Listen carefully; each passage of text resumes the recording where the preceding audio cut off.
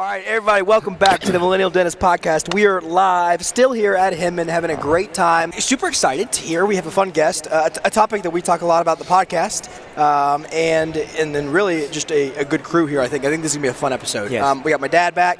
Thanks, Dad, for being here. Good to be here. Way to be, Ricky Rick. Right. And then we have cool shirt, by the way. Our new friend and guest, Dr. Mark Murphy. Thank you, sir. Appreciate it, man. Famous Dr. Mark Murphy. Appreciate it. Self-proclaimed famous. Here's what we do. We really just give you the mic and say, or you're wearing the mic. So we say, go, tell us your story. How did it all start? What school? I need to know everything right now. What school? Dental school. And then, you're Why dentistry? Instructor at Pankey. Do a lot of airway stuff. I know you do all sorts of. I can go down the list of your bio. There's so many things he does. There's so many things he does. I'm like, what are we going to talk about? Well, so give it to me. We're going to interrupt you. The bad news is if you say to me, go down my bio, the first thing I want to talk about is I'm a pop. So I have these grandkids, and that's probably more important to me than anything. That's awesome. But on the dental side, which is what people maybe care about a little bit more, I've been very fortunate. Back in '85, 100 years ago, when most of you weren't even born. Correct. Yeah, I'm just thinking that was my second child was around then. I went down to a place called the Pankey Institute, and it's forever changed my life. It's been a great educational experience. Not just great clinical dentistry, it's a nonprofit, and so they're able to do behavioral. I didn't know that, actually. Oh yeah, they're the only one that's out there doing that kind of thing. But it allows them to do a few things that you can't do when you're beholding to shareholders. It doesn't make it bad in the other things. I love Spear, I love Coyce, love all those kinds of education. It's Dawson, been to all that stuff, but. Pankey's where I cut my teeth in terms of clinical dentistry and not participating in insurance, doing kind of excellent stuff, living on articulators. But back then, teaching 27 years ago, I was teaching with a guy named Keith Thornton. And Keith, as you know, is kind of the father of dental sleep medicine. Yeah. He's a pioneer. He's invented so many appliances. He's done so much to educate the country, the world on that. And he would be talking to me because I was treating a lot of TMD patients. He'd talk to me about, I got to pay attention to sleep. And I was paying a little bit of attention for chronic pain and fibromyalgia patients. We were treating them because they weren't getting their deep stage 3 and stage 4 sleep, and so we'd reset their sleep cycle with subclinical doses of Elavil or Flexeril and stuff like that. But he's like, no, you got to worry about obstructive sleep apnea. So he talked me into making my first sleep appliance called a TAP appliance back then. It looked like an upper custom impression tray with this big honking handle hanging down. I could only imagine. And then it had this lower flat plane, and you couldn't close your mouth together until you advanced your mandible, so this thing would fall down behind that. And we didn't do a sleep test, and we didn't titrate. We probably hurt the hell out of some people's TMJs. We just kind of crossed our fingers and prayed. Yes, yeah. And we said, are you snoring now? And they said, no, I'm not snoring now. So my jaw's hurt, and I said, get over that. So that was my introduction. Sounds familiar. That was my introduction to dental sleep medicine. And of course, now you fast forward to today, and talked about the appliance you wear, talk about the appliance I wear. Right. Those are milled appliances. They're made with CAD/CAM. You've got evidence-based approach, the clinical. And you're going to see medicine and dentistry morph from a CPAP first, and then, there is this thing called an oral appliance, to oral appliance is going to be the primary methodology of treatment. And the challenge we all have as dentists today is whether we like it or not, we're at the forefront of this because in October, the ADA, in their resolution, said we are responsible for screening for OSA, for sleep and breathing disorders in patients. Now, what we're going to see, unfortunately, just like this, because you and I are old enough, I think you color your hair better than I do, but that's a whole different deal. Mine's just falling out. And you don't wear a tie, so you look way younger, and I really don't like you at all. But that's a different issue. I never wear a tie. We'll get there. That's good. It's because you can't get one button around his neck. I'm going commando, so just get a visual on that and throw up a little bit. But so anyhow, we've got that in front of us. But when perio came out and you and I were practicing, not everybody was probing every patient. And so the American Academy of Periodontology came out with a thing where they wanted us to go and probe 6 spots. 6 spots in the mouth. 6. There's a few more than 6. And if any of those 6 were bad, then we had to go do a full probing. And so that got dentists to start probing a little bit and introduce them. And the reason they were doing that is because quickly, undiagnosed periodontitis was becoming the most litigated dental malpractice. Right. Yes. So let me make a prediction. Today, we're at this forefront of treating obstructive sleep apnea in dentistry. And today, because we're required to screen, you don't have to treat, you can refer it out, but because we're required to screen, in a few years, we're going to see litigation for undiagnosed obstructive sleep apnea start to rise. And they're going to be horrendously large lawsuits when people come in with strokes and cardiovascular disease, et cetera. So dentistry will flip, and we'll all start doing, because right now there's only about 6,000 dentists, good estimate, that are treating obstructive sleep apnea, making appliances, doing anything. In a few years, it'll be 150 or 60,000 dentists screening, and we'll start to really take a bite out of this problem. Because today, there are more people being diagnosed every year than we are treating. Talk to us a little bit about one thing we struggle with in treating sleep apnea in our practice is trying to develop that relationship with physicians and sleep centers, and how do you do that and in a way that, one, that they can see, look, we're doing something that's really helpful. We're not just trying to cut into your money pot. And then, we are. We're trying to cut into and in a way that works, because that's an area where we really struggle, and I know that, we can, So working with physicians is critical. We're going to work with a physician anytime you're going to treat somebody or diagnose somebody for obstructive sleep apnea, because we are not allowed to diagnose. We're dentists. We have the wrong kind of degree. Now, what you have then is you have two paths you can take. You could either decide, I'm going to take a patient that I screened, that I suspect has obstructive sleep apnea, and I'm going to refer them out to a physician. And that physician today, most of the time, is going to send them to a sleep clinic, do a polysomnogram. They'll get diagnosed. They'll be given a CPAP. They'll fail CPAP, and then they get to come back to your office. That's a long haul. That's a long haul. Thank you. 3 months of and scheduling, 6 months, Compliance is probably 20% or less. 40, but 40 first year, 25 second year. So you're absolutely right. You guys are spot on. Double. Boom, we have a tip. Get in on this. Nice. Or we'll do the one they do in the Olympics. You slap, and then you pump. Yeah, there you go. That's a new one. We got that. We're done. So that's a long sales cycle, but it's fine. And anytime I've got a relationship with a physician, I'm going to maintain that. If this patient... it's fine, but it's also hard on the patient, because you know how many patients we lose? I mean, like, if I tell 10 patients they should go to a physician, they're done. 2 of them are going. Right. But you don't want to compromise that relationship today, because I assure you in 3 to 5 years, the relationship will be turned around and they'll be looking to us for first treatment. So don't mess with the relationship.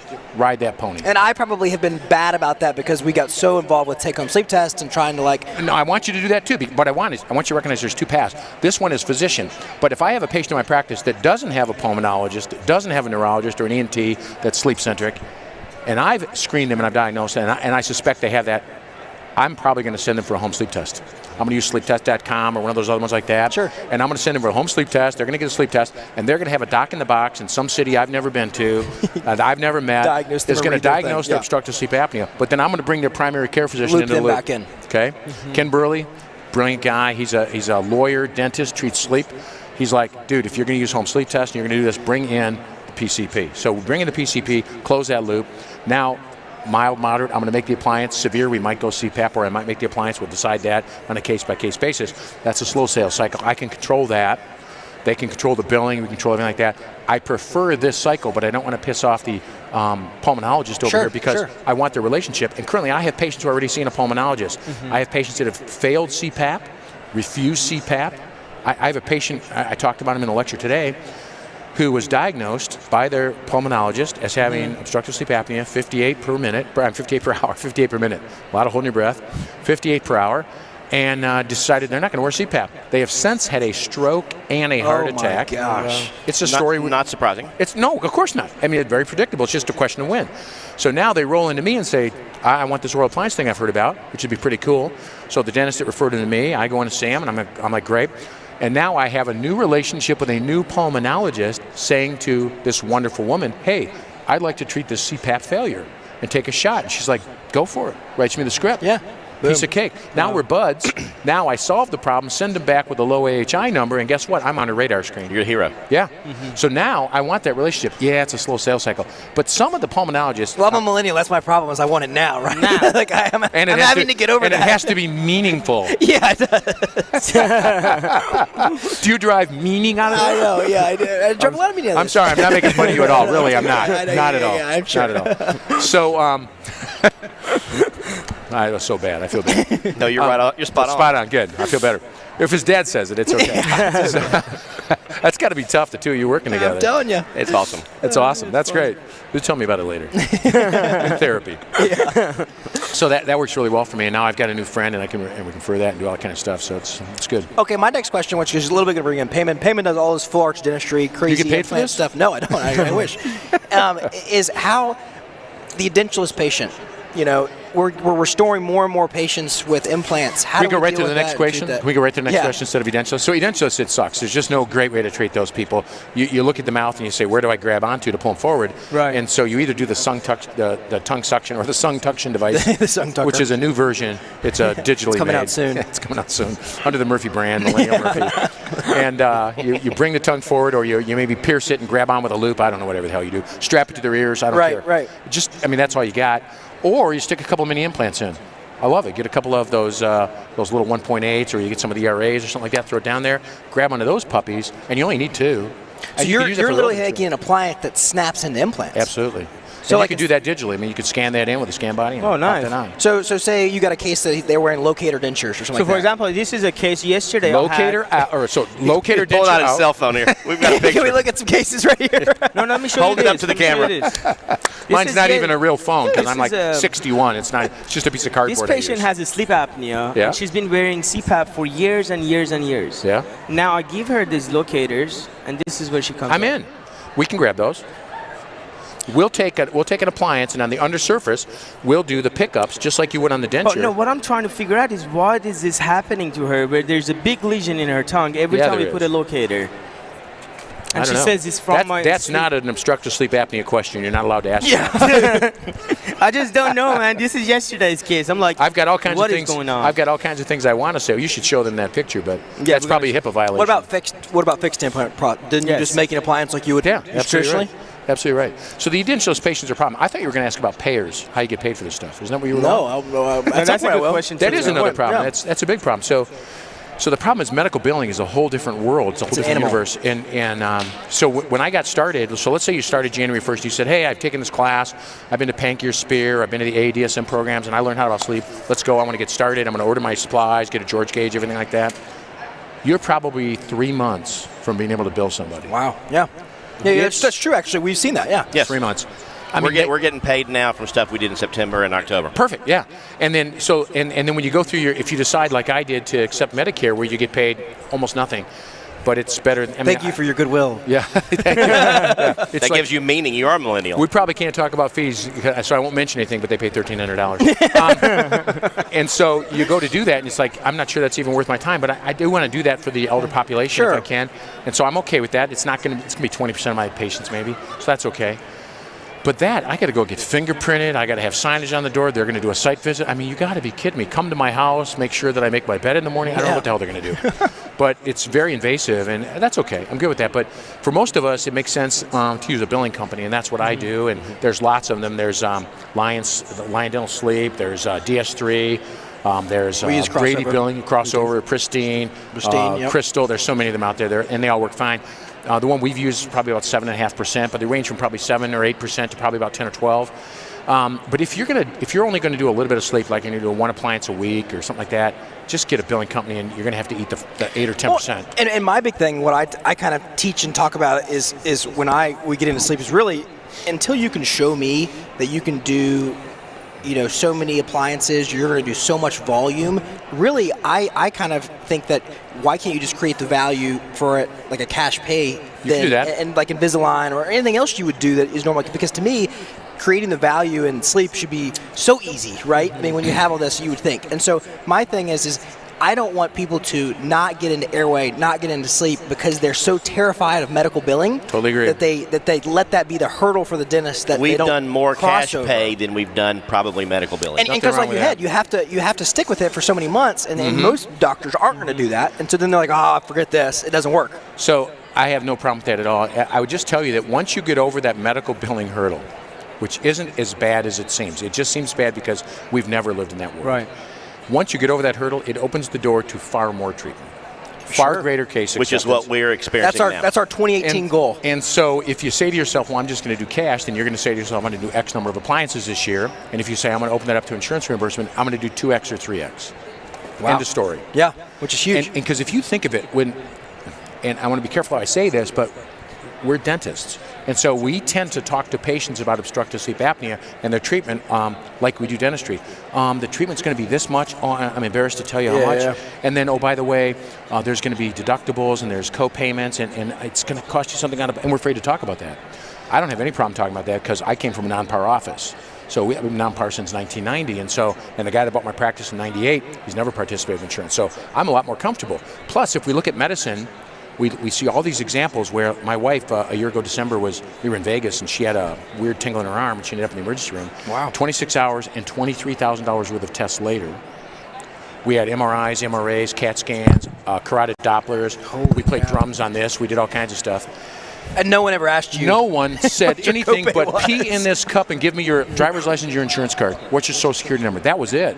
Nobody said, hey, we're going to do this MRI, and it's going to be $2,700, and this much is going to go towards your deductible. The copay could be this. Do you want to do that test?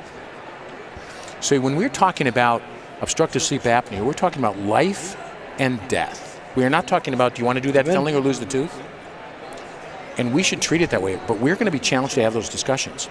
And so I'm okay with having cash, but I think getting over that insurance hurdle. So start with cash. Sure. And then make your next year goal just like you did. Add the insurance piece and decide whatever you want to do about Medicare, and I'm good with that. But just get some help with that if you want it, and the billing companies are great. Once an office is doing 2 or 3 or 4 appliances a week and they're really rocking and rolling, if that's what they decide to do, I think they could probably internalize that billing and keep that 8 to 10% themselves. Having said that, one of my good friends, Steve Carstensen, who has a sleep-only practice out in Bellevue, Washington, he's in with Kerry Magnuson, an awesome practice. They use a billing company. They don't want to bother to have to hire somebody like that, and they know that the cost of billing, and you can imagine they probably bill millions of dollars per year. I don't know. And they still use a billing company, so there's not always a right answer. It's whatever's right for your head and your heart, and that's okay. One of the things I want to talk about is like a lot of folks that are in school, young dentists that don't know anything about it. Oh, yeah, one lecture.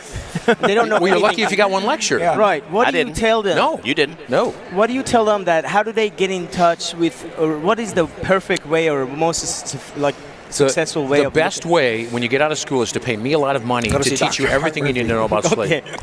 You just give me a check and I'll fill it out. Do you teach courses? No, yeah, but I teach like teaser courses. Teasers. And so I teach it. I do teach like. Pankey does some sleep stuff too. Probably. Pankey does a week-long course. It's in April. It's already full, so don't get interested in that. Don't talk about it. It's full. Spear does a couple of them every year. Dr. Roush's course is getting. Roush's course is filling up like crazy. Gosh, He's brilliant. But you have to find a place that has a multi-day. You have to have a place that has hands-on. And now you got to be a little careful because yesterday there's all this CE out there for sleep. All good. Today, the AADSM is telling us, and they're the big fish. They've got about probably 4,000 members. And that's the American Academy of Dental Sleep Medicine. Dental Sleep Medicine, thank you very much, AADSM. So they're saying they've decided to oversee education in sleep, which they're probably the right person to do that. But, I'm not criticizing them. I'm just saying there might be other avenues. But because they're going to say you can only get your education from a nonprofit if you wanted to count towards qualified dentist status or your diplomat status. Now that's okay, but like the AAC did that. AACD Cosmetic Dentistry did it years ago when everybody wasn't a cosmetic dentist. You had to get the right kind of hours and everything like that, and take your fellowship exam, get an AACD. It's a process, yeah. Right, and that's what the AADSM is doing. So you could go to Pankey because it's a nonprofit, but the classes at Spirit don't count. And that's kind of crazy. Yeah, it is kind of crazy because Steve Carstensen is teaching the same course both places. That's silly. Yeah, wow. That's the politics. So the AADSM has their own course, and it's good. So don't get me wrong, it's a good course. But you couldn't. Yeah, you could come here to Hinman. You could hear me, and I think in a couple of years I'm going to do a hands-on course here. That's going to be fun.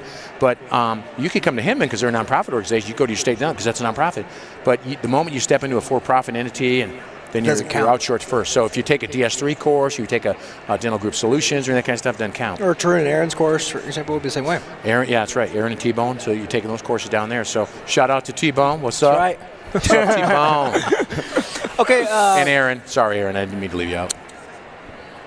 What was my question? What's my favorite color? Blue. Serac, technology with the 3D. No. Scanning. Oh, that's a great one, though. Yeah. So what's holding us back from 3D printing our own appliances?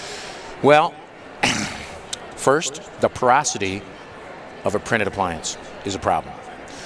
The way it's going to harbor bacteria and stains and tastes and gunk, bioburden, until we can get a printed device that's as smooth as we need it to be, it's probably not the right material.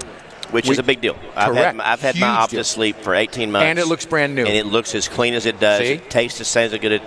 Yes. That Tastes huge. good. No. Tastes good. Well, y'all have all seen dentures that have been in somebody's mouth for 20 years. Oh my or God. these night guards they bring in that are covered in tartar. Totally huge. They look awful. So your OptiSleep, my Prosomnus IA, same thing, milled appliance, milled out of a dense control-cured puck of PMMA. It's way smoother. You look at it at 100 microns. I can show you the slides. Way smoother than cold cure acrylic. A lot smoother than a printed nylon or another type of printed device. So they're easier to keep clean. They don't stain as much. Plus, once we mill instead of print, I can make the device smaller and it's still strong enough. I can cut out the lingual, still engineer in retention and engineer precision of whatever I'm using for advancement.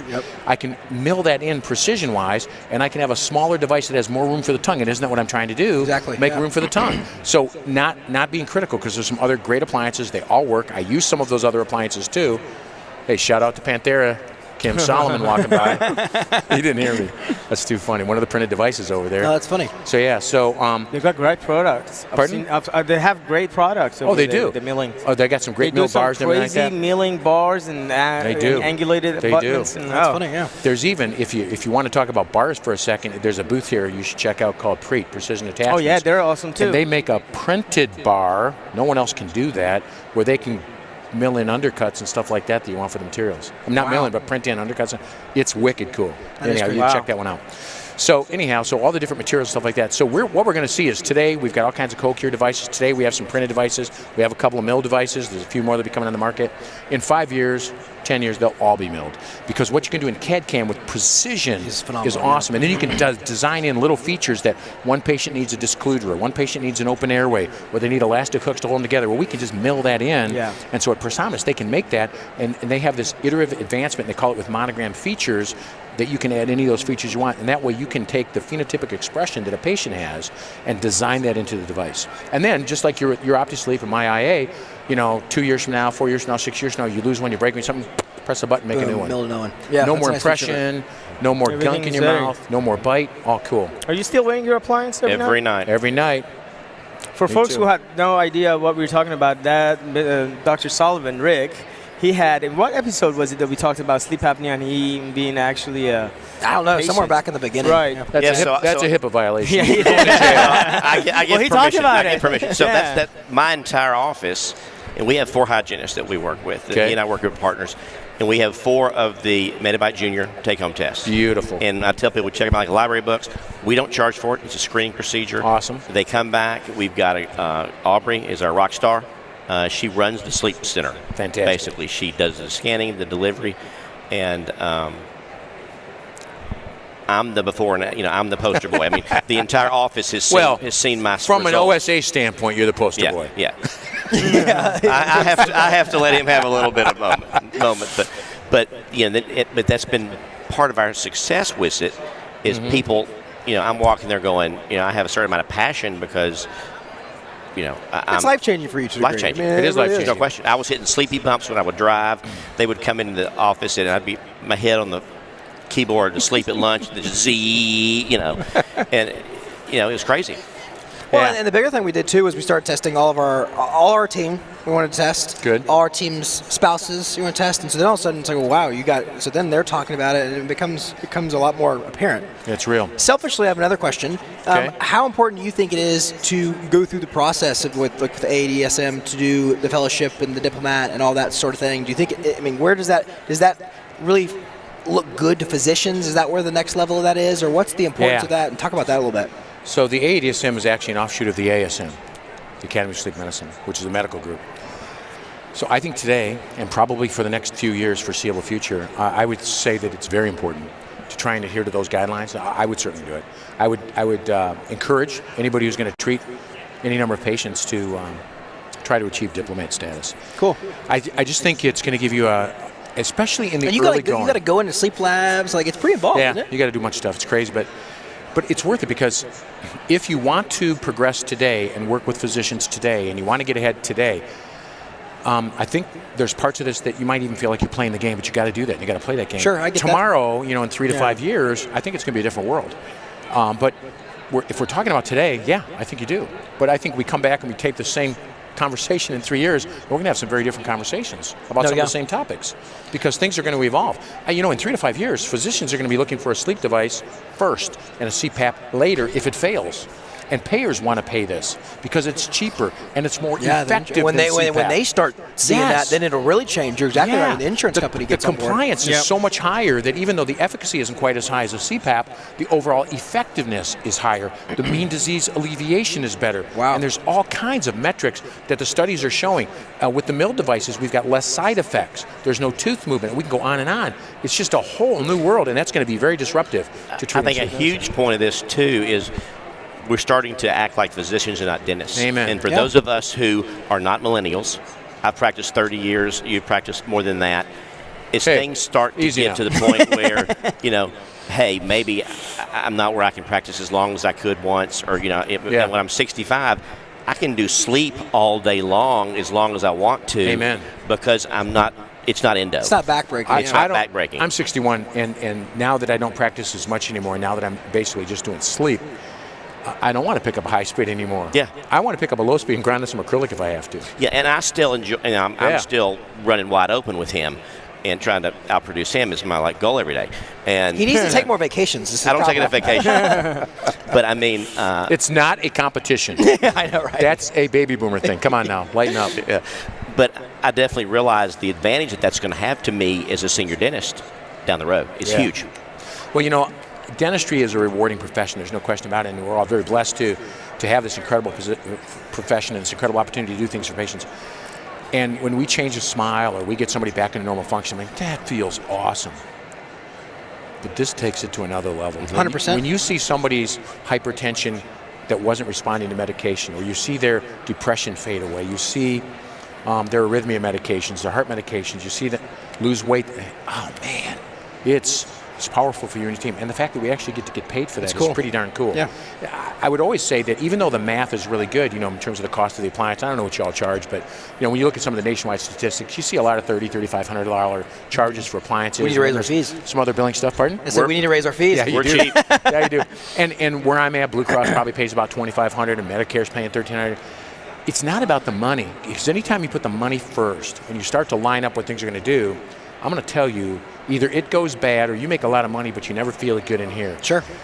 If this is one of those things, like I think good dentistry is too, but it's one of those things where you say, let's do the right things for the right reasons. And if you line it up that way, I am positive the money will follow. Agreed. Yes. You'll do the right things for the right reasons, and people will reward you. And they'll pay, like Dr. Pankey used to say, with gratitude and appreciation. Yes.